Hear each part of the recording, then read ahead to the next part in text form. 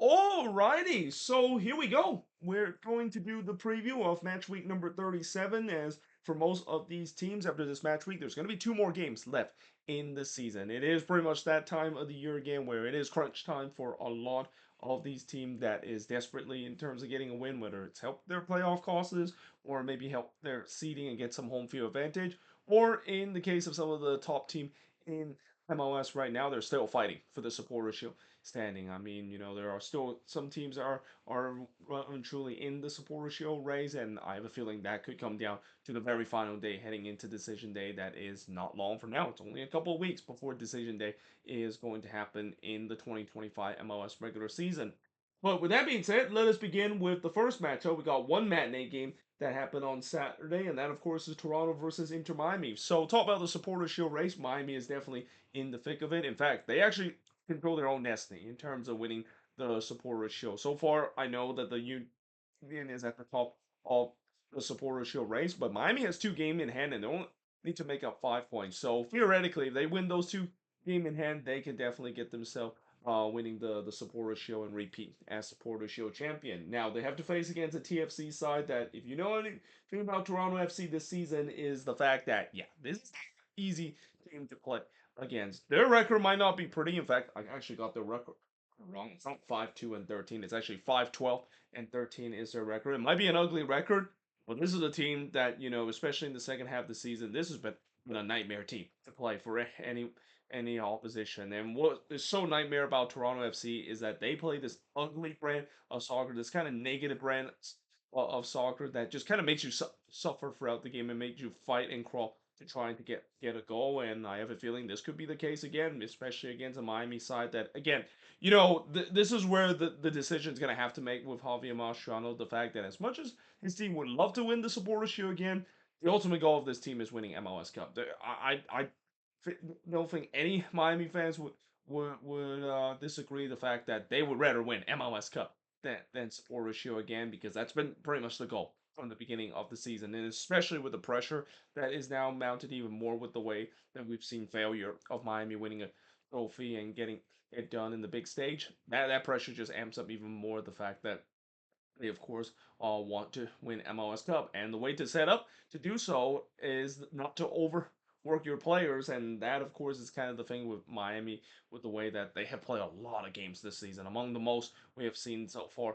this season. We already kind of started to see a little bit of the effect with the Seattle Sounders as well, with how many games that has happened. And, for this Miami team, you just kind of had a sense that with just so many games that they have played in September, so many makeup game that is, they need to kind of maybe start thinking about resting some guys, rotating guys, even if that means that could cost their chances in terms of winning the supporter show. I mean, I say that, but this is definitely an opportunity to do so. I know, as I said, you should not overlook Toronto. This is a team that is a very decent team and could be a nightmare team to play against, and love to play the spoiler, but this is definitely an opportunity to do so, especially again they have another midweek game, so it's going to be happening after this one, and that midweek game. I believe they play NYCFC in the midweek game, if I'm not mistaken. That could be a big midweek game for them as well.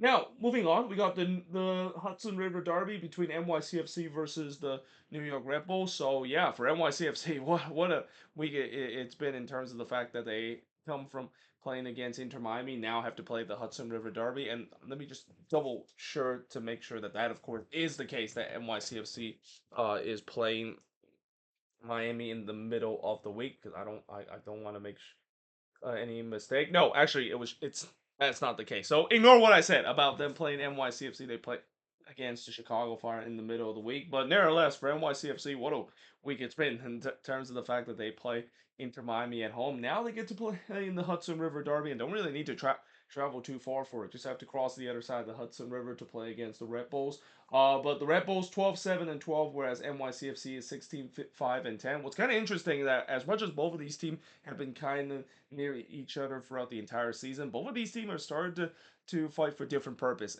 near the end of the season. For NYCFC, they're definitely fighting for home field advantage with the good run of form that they recently have. They're definitely trying to get themselves in the home field advantage conversation. And for the New York Red Bulls, their conversation is definitely trying to keep the streak alive in terms of playoffs. And, that streak is definitely looking being in serious jeopardy with the way that Chicago is not having their usual September collapse. And especially, this game is at home for them.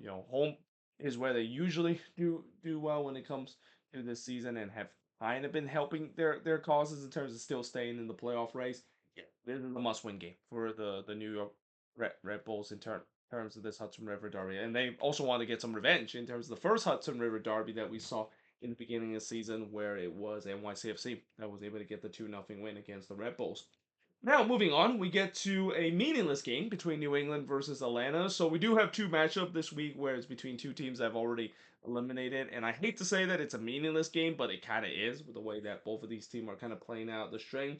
New England, of course, have an 8-15 record, whereas Atlanta has a 5-13 record. Head-to-head meeting 6-4 in favor of no one, because both teams have 6 wins and 4 loss so far. And as I said, when you have these kind of meaningless games, you might think that maybe there's not much at stake. But again, for a lot of these players, especially players that maybe have a contract option heading into the end of this season, they want to continue to play well and fight for their jobs as well. Just because you're eliminated doesn't mean that you don't really care for the rest of the season, especially for some of these depth players. Because I have a feeling there could be some changes that we could see from both of these team heading into the off season. And in the case of Atlanta United, won't be surprised it might come from the coaching and also the front office department as well, as I mentioned in the moving forward series not long ago.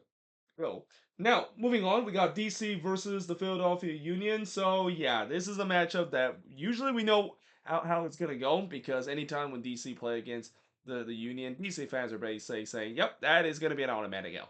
Has always been the case. The Union absolutely dominate DC United throughout recent memory. DC had a 5-10-16 record, whereas the Union 18-6-7. Head-to-head meeting 21-8-10 in favor of the Union. But like I said, it's been a pretty big domination when it comes to the Union over DC. I don't think they have lost to DC in quite some while. Now, that being said, the Union haven't really been playing relatively well. Even with the win that they had against New England at home, they still feel like sputtering, especially on the attacking end. So we'll see whether or not if they can fix that, and especially for this DC team. I mean, I know they are playing out the strain, but this is a team that, again, there are players on this team that is fighting for their jobs heading into next season. So don't be surprised that they're gonna act as the sport the role it is. I mean, with teams that have already eliminated, that's kind of all have in terms of play for, that you want to be that spoiler role, run to maybe spoil a chance against these good opposition, because that could be used as a morale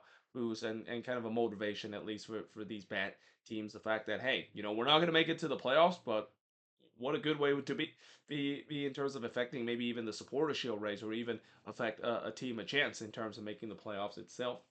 Now, moving on, we got Charlotte versus Montreal. So Charlotte coming off of their first loss in games against NYCFC. They have a 17-12 record. They face against a lowly Montreal side that has a 5-9-17 record. This, of course, is the last of 5 games that starts, or 4 games, I'm sorry, that starts at 7:30 p.m. Eastern, 4:30 p.m. Pacific. What I like about this week is that most of these games are balanced out. This is kind of the way that I like a match week. But in terms of head-to-head meeting, Montreal has actually done very well against Charlotte. 4-1-2 is their head-to-head meeting. But uh, remember, on the first meeting between both of these teams, Charlotte was able to get their second ever win against Montreal, and they're looking to try to do the double for the first time in their franchise history against Montreal. And there's a good chance that they, of course, will do so. I mean, yes, that was a tough loss against NYCFC, but sometimes when you're on a long winning streak like that, you need a loss to kind of maybe set your minds in terms of the fact to get yourself back into the winning ways. And I'm pretty sure for Dean Smith's side, they're going to try to do so. Especially they're playing at home as well this season.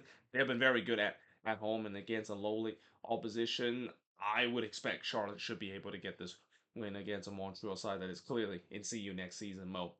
Now, moving on into the free 8:30 p.m. Eastern start, starting off with St. Louis versus LAFC. So if you can't believe it, St. Louis is still alive in terms of the playoff contention. I have no idea how that is the case. They probably should have been eliminated a long time ago, but hey, they're still kicking, even though they're just kind of barely hanging on. And that even in a win in this one, there's no guarantee that they might get get themselves staying alive by the end of this match week, and it's hard to get a win when you're playing against a team that you never won against. So it's kind of interesting that St. Louis went from playing against a team that they never lost to now playing against a team that they've never won, and that of course is LAFC, who's just firing on all cylinder right now. 14-8 and 7, fresh off of back-to-back 4-1 wins that they had against RSL, where St. Louis 7-7 and 17. And as I said, LAFC have never lost to St. Louis, and with the way that LAFC is playing, and the way that this is kind of what we usually see with LAFC as the calendar turns into October, this is a team that usually gets into a good run of form heading into the playoffs, and definitely could be a contender again in the Western Conference. Yeah, this could be a tough one. This definitely won't be as easy as they play against the San Jose Earthquakes. I mean, if you thought that they're not going to face a lot shot like they did against the Quakes, they're about to face probably even equal amount of shots against this LAFC team that, like I said, they're just firing on all cylinder right now. Both Bawanga and Sung Min, they've been red hot lately for this LAFC side.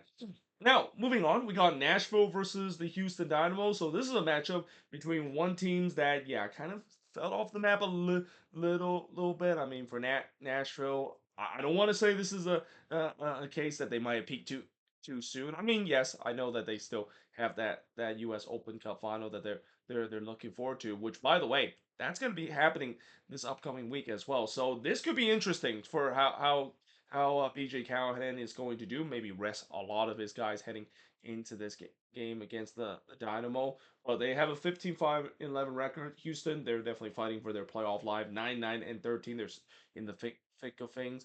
And in terms of the head-to-head meeting, there's only 4 other meeting between both of these teams. Both of these teams don't usually meet each other. But Houston does have a 2-1-1 record over Nashville SC. So again, if Nashville is going to rest their starters in this one, this is a massive opportunity for the Houston Dynamo to capitalize. Again, they are playing for their playoff life. They are kind of a little bit on the back end in terms of the playoff race, but they're not that far away. And if they can get some help from their team, hell, if they can get a win in this one and get some help from other teams, they can definitely get themselves really in the conversation of the playoffs. It's been a team that's kind of interesting. The fact that they kind of been sputtering up a bit, but still somehow in some way they still in the playoff race, and we'll see whether or not if that is going to be the case. Even though this is not going to be an easy task against a Nashville side, that even if they do play against their B team, this is not an easy team to beat, especially when you're playing them on the road.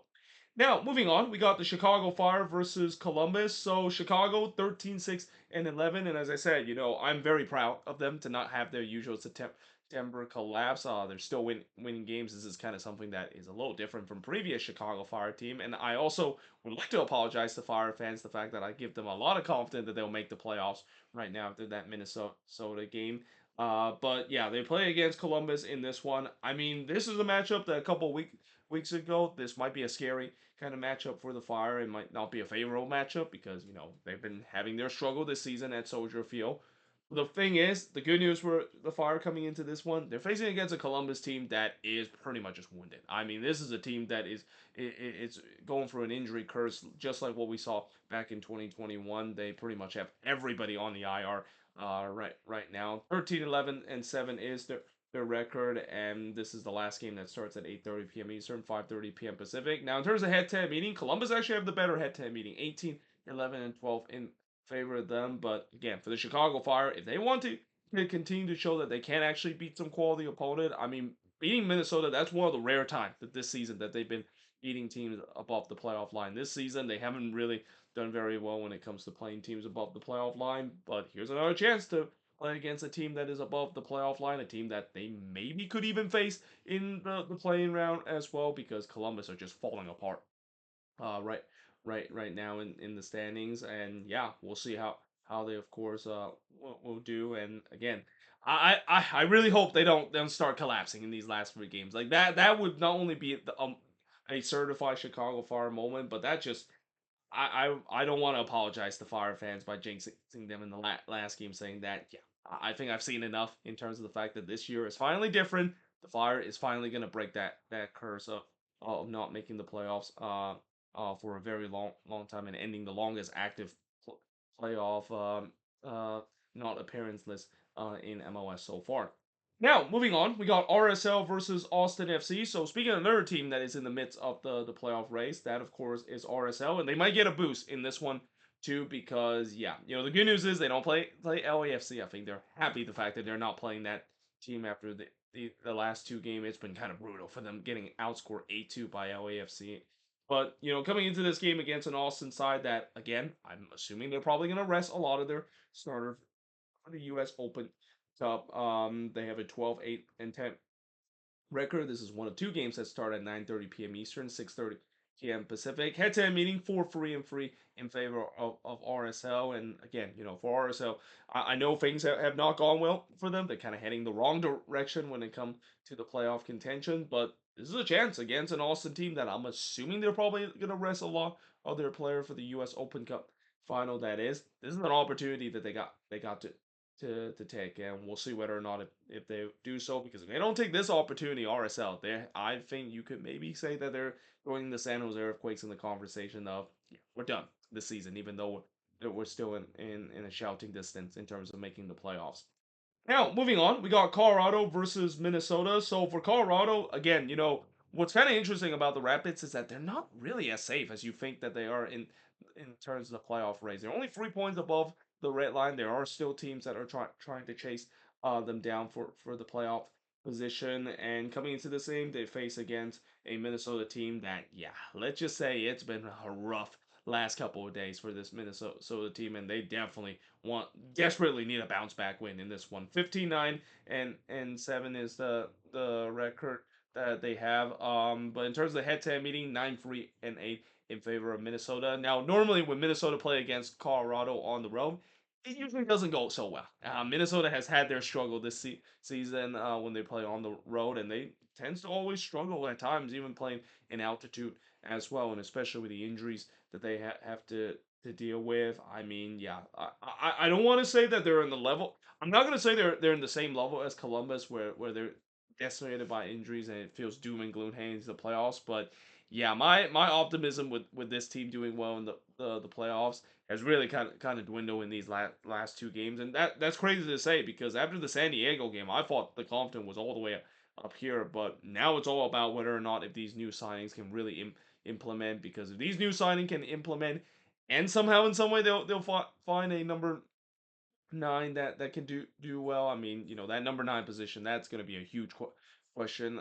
I'm not going to put too much pressure on Mamadou Dian in terms of him being the guy to do so. But yeah, again, this team, I think the optimism. I am not surprised that a lot of Loons fans are having diminished optimism with this team because of the way that yeah these last two games it's been rough to see, and it feels like this team is heading in the wrong direction at the worst possible time as the season is about to come to an end. Well, moving on into the late night game, the West Coast game that is. We have a lot of West Coast game, 4 of them starting at 10:30 p.m. Eastern, 7:30 p.m. Pacific. Starting off with Seattle versus the Vancouver Whitecaps. So this is a big game. I mean, it's been a while since we say Seattle and Vancouver has been a big game, but that's kind of the case for the Vancouver Whitecaps. They're really the kings of the Cascadia region when you look at where they are in the standings. They're facing against a Seattle team that, as I said, it feels like they're maybe starting to feel it the effect a little bit in terms of playing a lot of games this season. This team, along with Miami, have played among the most game so far for this season, and they have a 12-9-9 record, whereas Vancouver 16-8-6 is the record. Vancouver they miss out on an opportunity to get 3 points against the Timbers a couple of days ago, and they're looking to try to do so in this one. But in terms of head-to-head meeting, 20-12-11 in favor of the Seattle Sounders. The Seattle Sounders have always done well when they play against the Whitecaps at home, and they definitely need to do so. I mean, they need a win right now. The Seattle Sounders. This team, as I said, they're kind of started going the wrong direction. This is very un-Seattle like and very un-Brian Schmetzer like to see a team struggle this deep into the season. Usually, this is a team that gets hot around this time of the season, but yeah, this team, yeah, they're going the wrong direction to a point where they're losing out on home field advantage that we thought was potentially a lock for them with the way how well they were playing coming out of the Leeds Cup. And yeah, this is a game that if they can get a win against Vancouver like this, not only that will damage Vancouver chances in terms of So trying to get the support ratio, but the fact that they just need a win against a quality opponent to kind of wake themselves up again. This is a team that is just way too talented to go for a funk like this, and it's not like they have any injury issue like what I said about Minnesota and Columbus. In fact, they got Jordan Morris back in this team. You would have assumed that they would have been even better now that they got their main man up top back in this team, and it just has not been that case for Schmidt's team. They have really kind of gone through a bit of a funk in these last couple of games. Now, moving on in terms of the next match, we got a team that's been going for a funk and are heading in the complete wrong direction in terms of the playoff push is the San Jose Earthquakes. So as I mentioned, the Quakes, I do still believe they're done in terms of playoffs. I mean, I know that when you look at where they are in the standings, I know they're in the thick of the race. But let's be honest, if you cannot beat St. Louis at home, and especially the way that they defend it in the last couple of games, and the fact that the attack, no matter what they do going forward, they can't show their clinical finishing. They're done. They have no shot in terms of making the playoffs. And in this game against San Diego, one thing I will say is that coming into this game, this is kind of, I would say, maybe a desperation derby for both of these teams because for the Quakes, obviously the desperation, they need a win badly to even still be somehow in the conversation of the playoff race. But for San Diego, they need a desperation win because this team has not played well in the last couple of games. I mean, that includes in some of the wins that they had. I mean, the offensive struggle is a huge concern right now. If you're San Diego, I mean, Anders Jarvis it can only do so much for this team until somebody's gonna have to start to step up, especially on the goal scoring department to really get things going. Now, the good news is, as I said, they play against the Quakes, a team that basically leaked goals for fun so far in the last couple of games. So maybe this might be the get right game for this offense because if this team does not score more than 2 goals against the San Jose Earthquakes, I think there's got to be full blown panic and concern for the San Diego team heading into the playoffs, and that we might see another St. Louis 2.0 situation where this team might finish relatively high in the West, and I know that will definitely be celebrated, but it would be just a huge what if, and all signs point back to the Milan Elaski Giselle and how that feels like that decision alone. It's not often one transfer decision can really damage the team and set the team back, but that decision it's gonna haunt the San Diego team for a long time, especially with the offensive struggle that they had, and also not to mention CJ Dos Santos. Ever since he came back from that concussion injury, he has not looked like the same goalkeeper that he was. He's been giving up goals at will, and he's been giving up goals in a way where, yeah, for a team that is near the top of the standings, that should not be something that we should be seeing for a team that's leading the Western Conference right now. But in terms of the next match, we got the Portland Timbers versus FC Dallas. So speaking of a team that also need to get a win desperately, bless me. That team, of course, is the Portland Timbers. So as I said, the Timbers this season, it's been a season of frustration if you're a Portland Timbers fan because this team is just so inconsistent this season. And it doesn't help the fact that they face against one of the hottest team right now in the West, that is FC Dallas. This is a Dallas team that ever since they got rid of Lucho Acosta, it just feels like something clicked with this team. They have been riding on a really good run of form. 9, 10, and 11 has really got them set not only in the playoff race, but actually above the playoff line as we speak with a game in hand of some of those teams below them. But in terms of the head-to-head, 13, 12, and 11 in favor of FC Dallas. So, yeah, again, this is a game that against an inconsistent side like the Portland Timbers, you would assume that Dallas would be favorites coming into it. It's not very often I say Dallas is favorite, especially when they're on the road, but because of how good they've been doing, and that Pedro Musa is just scoring at will in these last couple of games. Yeah, this is a game that do not be surprised if Dallas can somehow pull off another win. And Peter Quo, you got to give credit to him. I mean, things were not looking very good for this team in the beginning of the season, but like I said, it feels like the Lucho Acosta sell. It's a huge breath of fresh air, and maybe just kind of a low indictment the fact that they got that move completely wrong there. And next thing you know, after that, it's been special. I've seen how good this Dallas team has bounced back and really on a charge in terms of trying to make the playoffs this season. And now moving on to the last game that starts at 10:30 p.m. Eastern, 7:30 p.m. Pacific is the other game that doesn't really definitely have a lot of meaning. It's a meaningless game between two teams I've already eliminated, the Galaxy and Sporting KC. 4-9-17 is the Galaxy, Sporting KC 7-6-18. Head-to-head meeting 11-8-7 in favor of Sporting KC. And again, when you have this kind of matchup like this meaningless matchup, it's another matchup where it's a game where both team are definitely going to have players that's fighting for their job. Though in the case of the Galaxy, they've been playing a lot of their kids and giving a lot of their Ventura County Fusion player a chance to shine, and I think that's gonna continue because why not give your youngster a couple of chance and get themselves some starting MLS minutes because that would give them confidence in terms of their development and that for the Galaxy they're already thinking about see you in next season mode. I think out of all the teams that is probably going to be eliminated from playoff contention. I think the Galaxy probably are the team that is right at the top of the list that most likely is going to make it back to the playoffs next season. I think once they do get the right balance and the fact that they do have some cap space to play with for once, I think this team should be back in terms of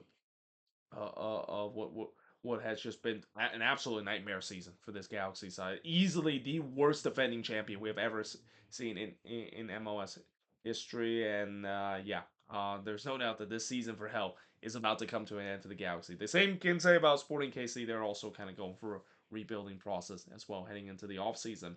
And then last but not least is the Sunday night soccer game, and it's not very often we do get a good Sunday night soccer game this season, but we do have one here. Cincinnati against Orlando City, a matchup that we could maybe see in the playoffs in the future as well. But Cincinnati 18-4-9, whereas Orlando is 14-9-7. Head-to-head meeting 3-4 and or 5-3-4 in favor of Orlando City as this game starts in the usual Sunday night soccer time of 7 p.m. Eastern, 4 p.m. Pacific. So yeah, again, this is a massive game for both of these teams.